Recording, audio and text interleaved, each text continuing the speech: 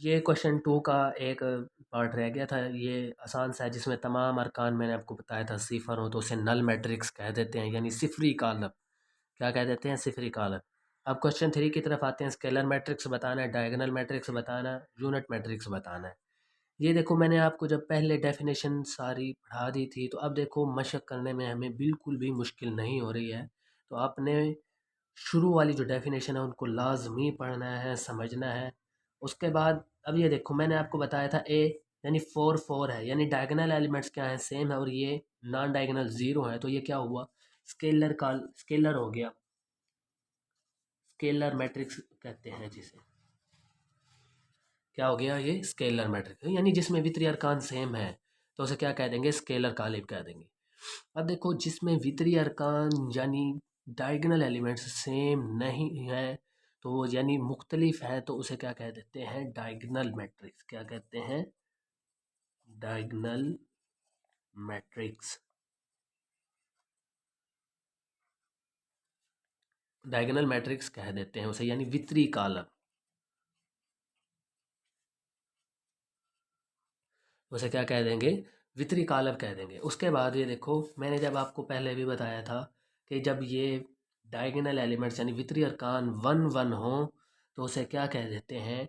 Identity matrix या unit matrix कह देते हैं। उर्दू में इसे वहदानी, क्या कहते हैं? वहदानी कालम कहते हैं। वहदानी कालम कहते हैं। उसके बाद अब देखो, ये भी क्या है? अब 3 0 यानी मुख्तलिफ अरकान है ना, ये तो होते ही ज़ीरो हैं। तो इधर 3 है, इधर 0 है। तो नॉन डायगनल उसकी शर्त थी कि नॉन डायगनल हमेशा 0 होंगे।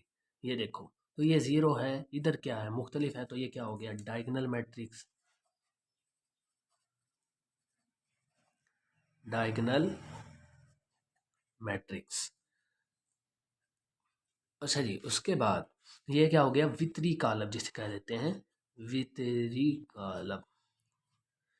अब उसके बाद ये इसका ये लास्ट क्वेश्चन है। अब ये देखो, 5 - 3, 5 में से अगर 3 को हम निकाल लें तो क्या हो जाएगा? ये 2 बचेगा।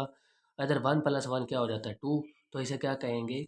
ये भी क्या है? Scalar matrix. यानी ये क्या है? Scalar matrix. इसे क्या कह देंगे? स्केलर।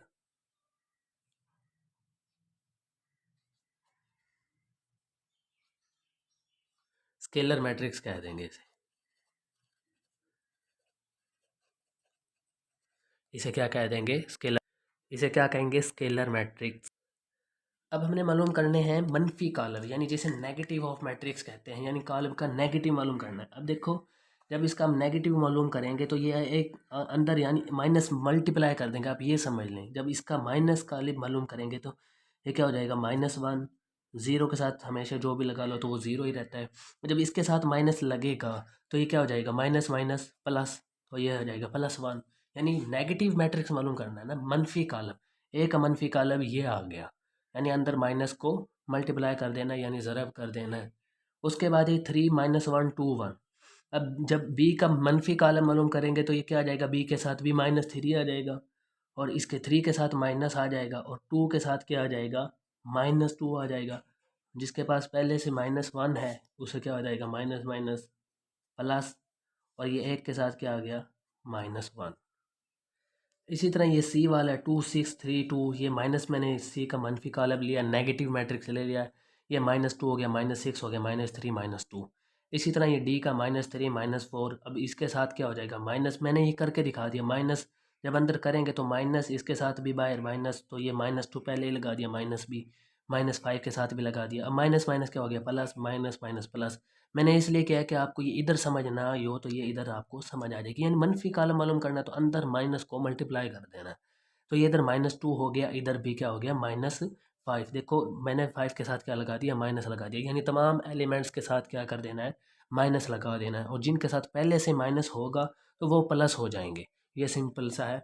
उसके बाद ये आखिरी है 1 - 5 2 3, तो इसके साथ भी माइनस आ जाएगा, क्योंकि मनफी आ जाएगा ना ए का। ये मैंने इधर लिख देता हूँ मनफी, तो ये इधर बना देता हूँ आपको।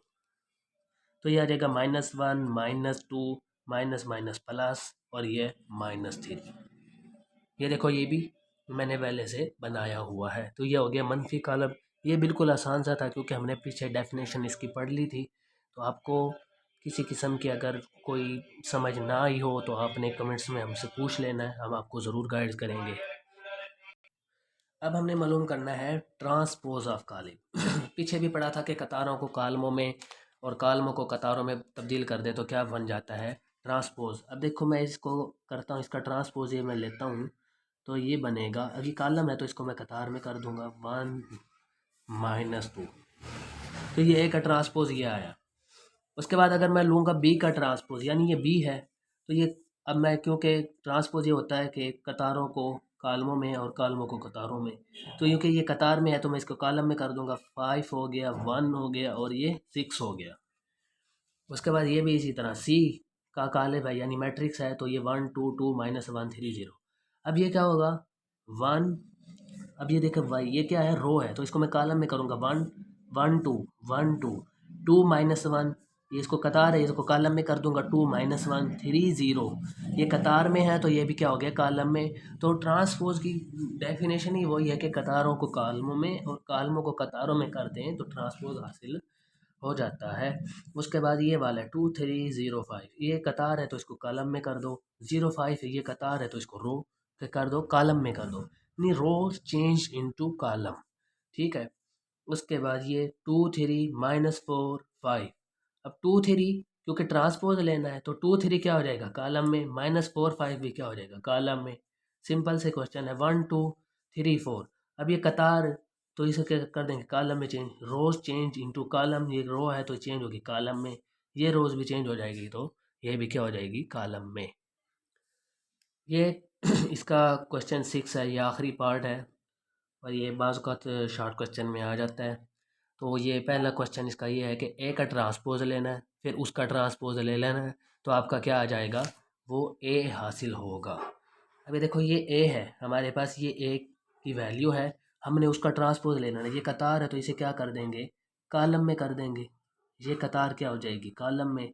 तो हमारे पास क्या हो गया, एक हिस्सा आ गया यानी ए का ट्रांसपोज आ गया।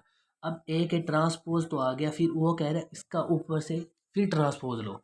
जब इसका फिर ट्रांसपोज लेंगे तो ये क्या बन जाएगा, ये कतार है तो इसे क्या कर दूंगा मैं कॉलम में कर दूंगा, ये कतार है तो इसे भी कॉलम में कर दूंगा। तो ये आ गया ट्रांसपोज। तो हमारे पास जो हासिल हुआ है वो क्या हुआ है, ए ही हासिल हुआ। तो हमारा जवाब क्या आया है, ए ही आया है। यानी ए का ट्रांसपोज लिया फिर उसका ट्रांसपोज लिया तो हासिल जो होगा वो ए होगा। तो देखें ए की वैल्यू और ये वाली जो हासिल हुई है वो सेम है, ए 1 2 1 2 0 1। तो ये क्या हो गई, दोनों सेम हो गई। उसके बाद है बी का इसी तरह बी का करना है, बी का ट्रांसपोज ले लेना है। अब ये बी की वैल्यू है 1 1 2 0, तो बी का ट्रांसपोज लेंगे। अब ये कॉलम है तो इसे कतार में कर देंगे 1 2, तो ये क्या हो गई रो में आ गई 1 2, और ये 1 0 तो ये भी रोज में आ गई।